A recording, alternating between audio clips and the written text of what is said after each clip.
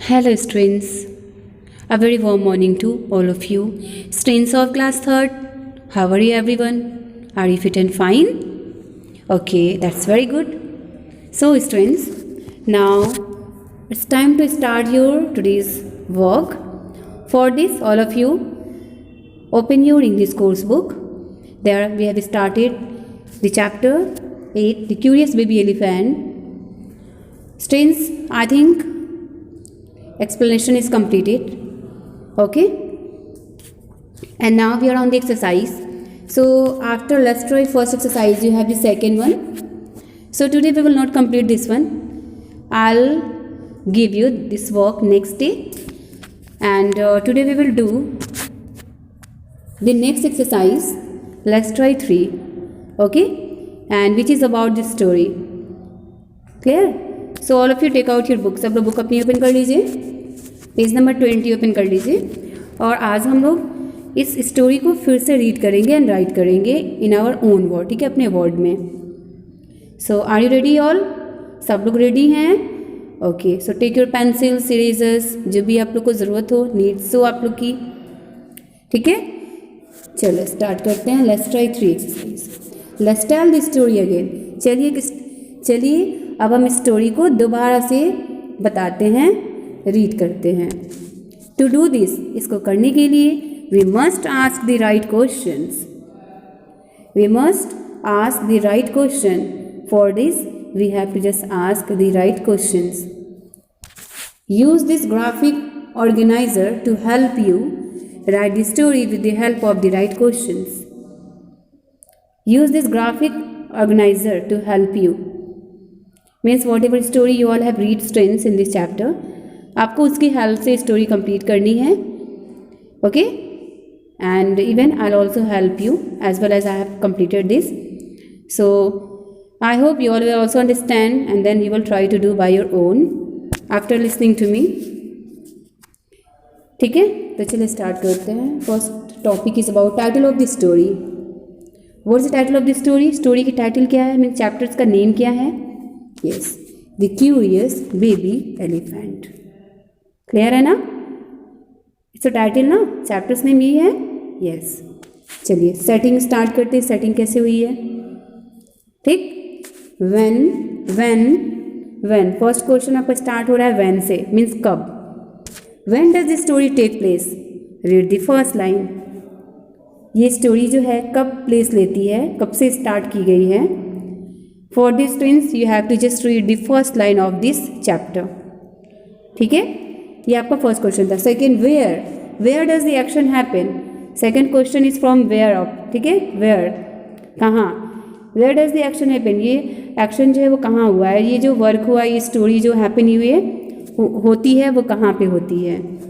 First question, ये story कहाँ पे अपना प्लेस लेती है. सेकेंड, ये स्टोरी, हाँ ये फर्स्ट आपका था. फर्स्ट ये आपको स्टोरी कब प्लेस लेती है, कब की स्टोरी की गई है. सेकेंड, ये स्टोरी कहाँ होती है. तो चलिए स्टार्ट करते हैं हम सबसे पहले यहाँ से. Long long ago when the elephant had no trunk the action takes place in Africa. First question का आंसर क्या है हमारा? When does the story take place. Story कब प्लेस लेती है अपनी, कब स्टार्ट होती है. लॉन्ग एगो, बहुत समय पहले. When the elephant had no trunk, जब एलिफेंट के पास उनके अपने ट्रंक नहीं होते थे. ठीक, ये आपका first question. Where does the action happen, ये एक्शन कहाँ हो रहा है, कहाँ होता है. तो the action takes place in Africa. Action जो है वो अपनी प्लेस लेती है कहाँ पे, कहाँ पे होती है, अफ्रीका में. ठीक है, ये आप लोग आंसर राइट कर देंगे. Next question is about the characters. First, who. ठीक है, question is about the characters. Who, कौन कौन से कैरेक्टर्स हैं. Who are the main characters. Students, as well as आप लोगों ने स्टोरी रीड किया है तो आप लोग को रिमेंबर होगा कि स्टोरी के जो मेन कैरेक्टर्स हैं वो कौन है. रिमेंबर है आप लोग को, याद है? चलिए let me remind you. The main characters are कौन कौन से थे? Are the baby elephant. सबसे पहले the baby elephant main character हैं, क्योंकि उनकी हेल्प से ही only cause of him that story is going on or the story reaches up to bottom। ठीक है, first baby elephant, the crocodile and the Kolokolo bird. इसमें characters तो बहुत सारे हैं, but that's asking about the main characters, तो वो आपके होंगे baby elephant, crocodile and the Kolokolo bird. This are the main characters of the story. Clear है? ओके, तो आप इसको बुक में नोट डाउन कर लीजिए। चलिए हम नेक्स्ट पेज पे चलते हैं, पेज नंबर 21 पे चलते हैं। पूरी स्टोरी हमें राइट करनी है, इसमें देख लीजिए।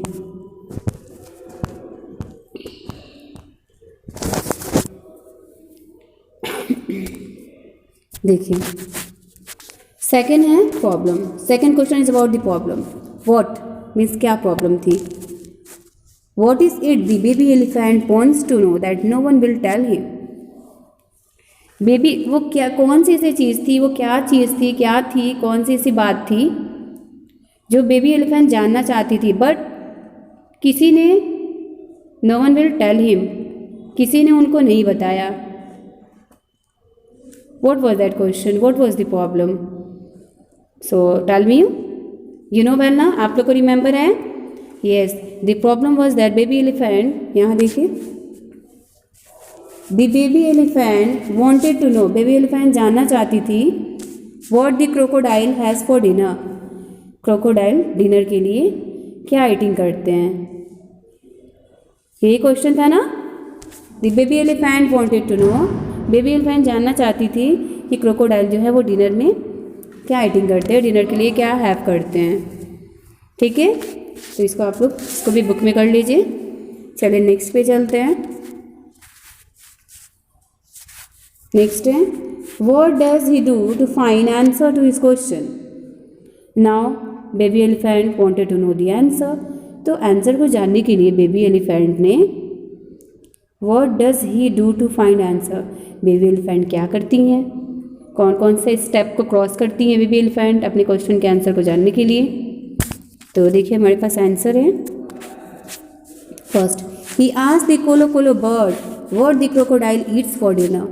सबसे पहले वो कोलो कोलो बर्ड से आस्क करती हैं, सबसे पहले कोलो कोलो बर्ड से आस्क करते हैं कि क्रोकोडाइल जो है वो डिनर के लिए क्या ईट करता है, करते हैं।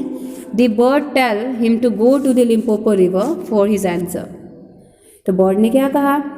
बर्ड ने कहा, बर्ड बताती है कि अगर आप अपने क्वेश्चन का आंसर जानना चाहते हैं तो आपको लिम्पोपो रिवर जाना चाहिए। You should go to the Limpopo river. Okay, go to the Limpopo river for his answer. For getting your answer you should go Limpopo river. Okay, the bird said like. चलिए next पे चलते हैं। Next what happened the next, उसके बाद क्या होता है? The baby elephant carrying a load of sugar cane, bananas and melons reaches the Limpopo river after a week. And after listening to the Kolo Kolo bird, baby elephant ने finally कुछ sugar cane को load किया, bananas को load किया, melons को load करते। Why? Because he knows well during his journey he will get thirsty and hungry also। इसलिए baby elephant ने इन सारे चीज़ों को मीन्स ईटिंग करने की थिंग्स को अपने पास ले लिया। And after a week, 1 week के बाद finally baby elephant Limpopo river पे रीच कर गए। ठीक है, नेक्स्ट है then when the baby elephant, what happened after that, इसके बाद क्या हुआ? When the baby elephant does so,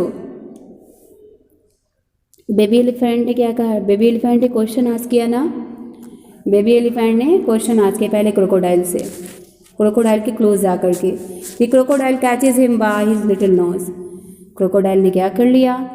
baby elephant को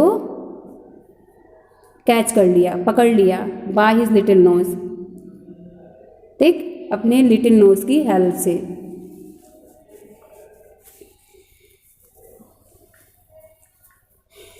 क्रोकोडाइल ने बेबी एलिफेंट को कैच कर लिया उनके लिटिल नोज से, नोज की हेल्प से।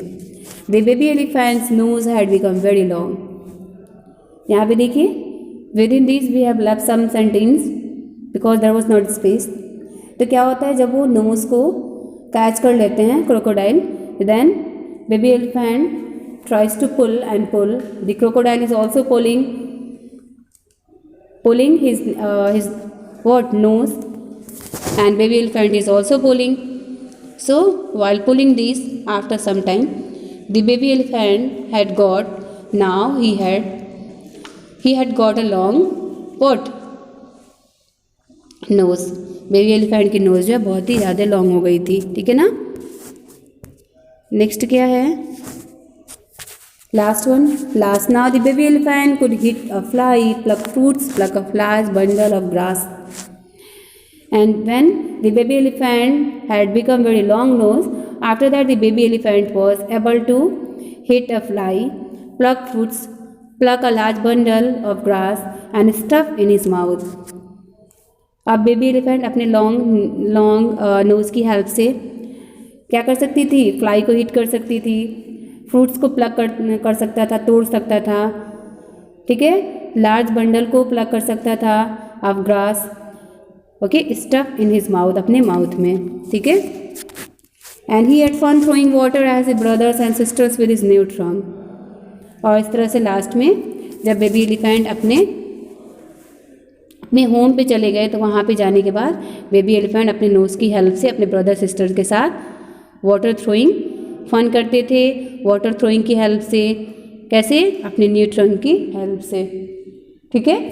तो ये थी story students, it was the story of this chapter again which we have done here. I hope आप सबको समझ में आया होगा, ठीक है। तो आप लोग इसको अपने बुक में कर लीजिए। Next day we will complete the question answer of the chapter, ठीक है। Okay, so students till then, now thank you, have a good day.